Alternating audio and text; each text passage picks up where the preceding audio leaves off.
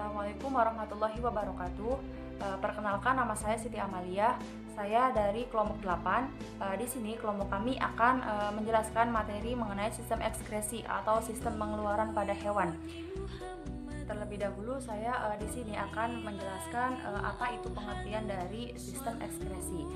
Ya, jadi sistem ekskresi merupakan sistem pengeluaran zat sisa metabolisme atau zat buangan yang sudah tidak dibutuhkan lagi oleh makhluk hidup. Nah, tentunya di sini makhluk hidup itu ada hewan vertebrata dan hewan invertebrata. Nah, yang kelompok kami akan bahas di sini yaitu mengenai sistem ekskresi pada hewan invertebrata dan hewan vertebrata.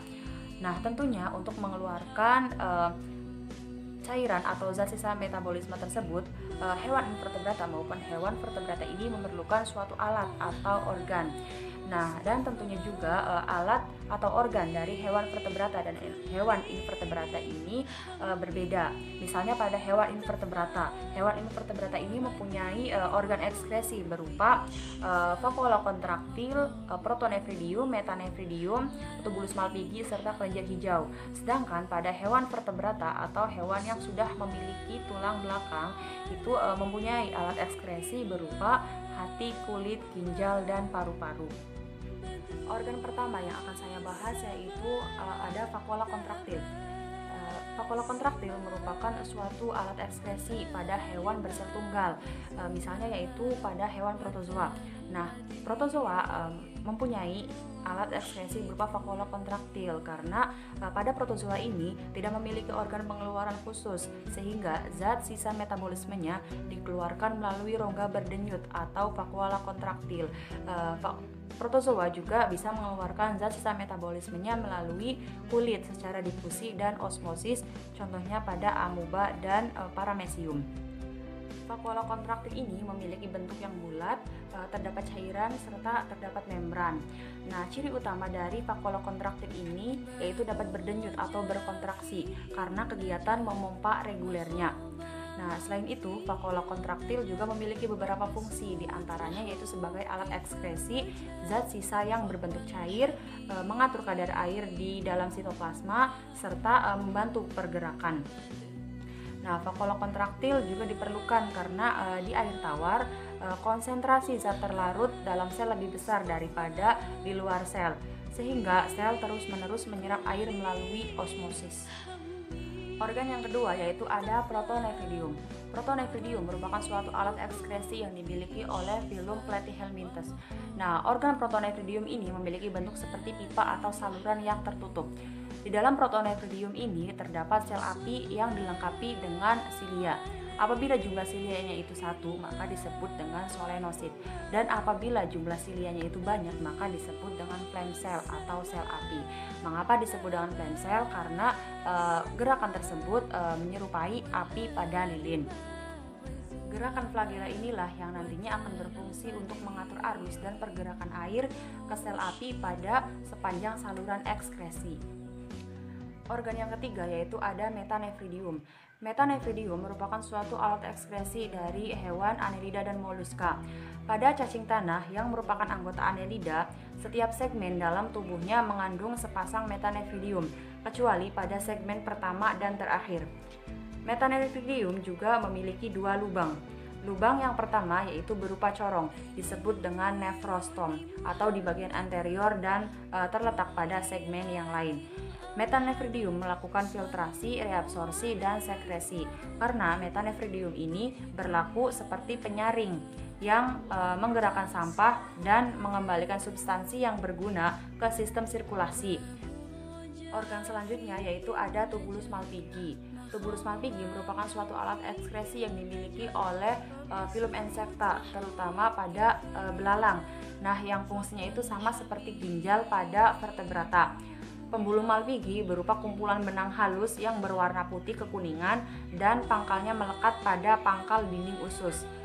Di samping pembuluh malpighi, serangga juga memiliki sistem trakea untuk mengeluarkan zat sisa hasil oksidasi yang berupa karbon dioksida.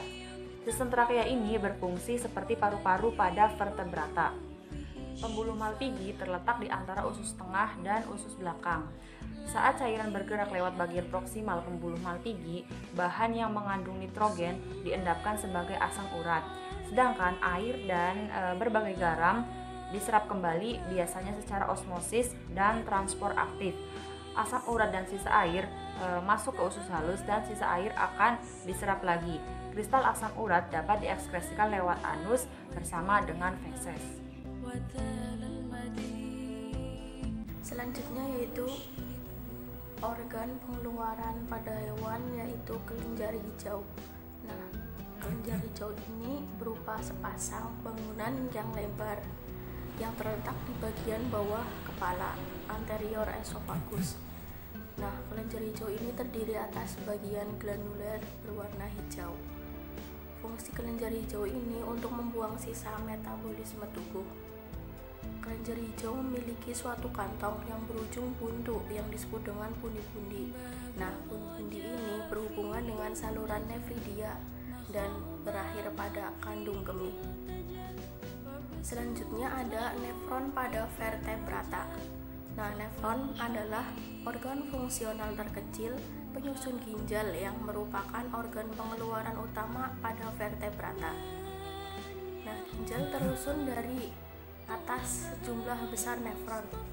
Nah, tiap unit nefron memiliki badan Malpighi, glomerulus, tubulus proksimal, lengkung Henle, tubulus distal, dan tubulus pengumpul.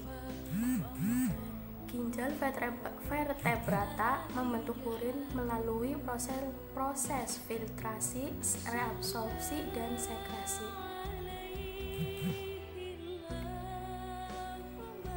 Selanjutnya ada pengeluaran senyawa bernitrogen. Nah, senyawa bernitrogen ini merupakan salah satu hasil dari metabolisme tubuh yang merupakan senyawa beracun yang harus dikeluarkan dari tubuh.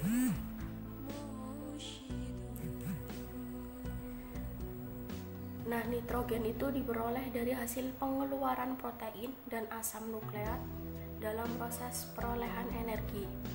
Di dalam tubuh, protein dihidrolisis menjadi asam amino.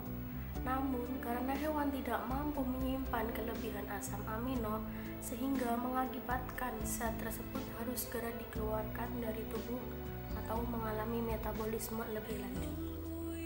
Nah, metabolisme ini sendiri itu disebut metabolisme asam amino itu sendiri disebut dengan deaminasi. Proses ini menghasilkan zat sisa berupa amonia.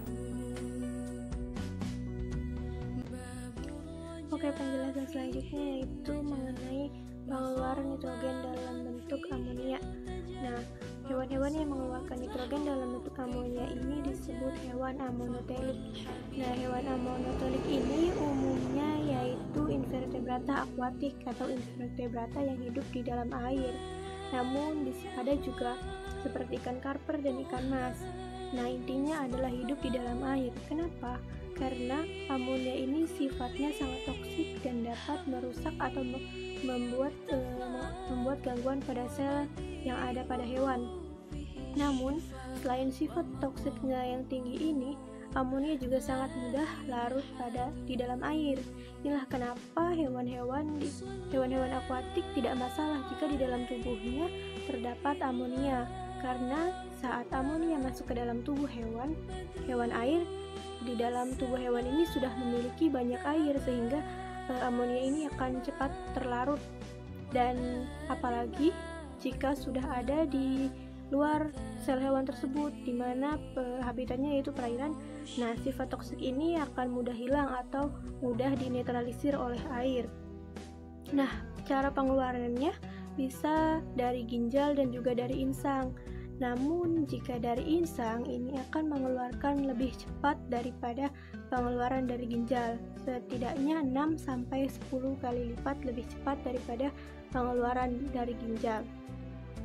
Nah, yang kedua yaitu pengeluaran nitrogen dalam bentuk urea. Nah, hewan-hewan yang mengeluarkan nitrogen dalam bentuk urea ini disebut ureotelik. Nah, Hewan-hewannya apa aja? Hewan-hewannya yaitu umumnya hewan-hewan terestrial atau hewan-hewan yang hidup di atas tanah. Nah, sifat dari urea ini sendiri, sifat toksisitasnya itu lebih rendah atau lebih baik atau lebih rendah ya daripada sifat amonia tadi, sehingga pada hewan-hewan darat ini urea ini tidak masalah. Nah, pengeluarnya sendiri yaitu melalui siklus urea. Nah, untuk pengeluaran atau akan dikembalikan lagi ke tubuh itu tergantung pada hewannya. Nah, pada ikan hiu dan ikan pari, urea ini tidak dikeluarkan keluar tubuh, melainkan diserap kembali untuk sistem sirkulasi. Nah, yang terakhir yaitu pengeluaran nitrogen dalam bentuk asam urat. Nah, hewan-hewan yang mengeluarkan nitrogen dalam bentuk asam urat ini disebut hewan urikotelik. Nah, hewan-hewan ini biasanya yaitu seperti reptil, burung, siput darat, juga yang lainnya. Kenapa mereka memilih mengeluarkan nitrogen dengan asam urat? Karena asam urat ini sangat sukar larut dalam air, sehingga bagi hewan-hewan yang hidup di daratan atau seperti burung, reptil, dan juga siput, walaupun mereka memiliki sedikit air, namun mereka bisa tetap mengeluarkan asam urat tersebut. Inilah kenapa hewan-hewan tersebut memilih atau sangat bergantung pada pengeluaran asam urat. Nah, itu dia penjelasan dari kelompok kami. Kurang lebihnya mohon maaf. Wabillahi taufiq wal hidayah. Wassalamualaikum warahmatullahi wabarakatuh.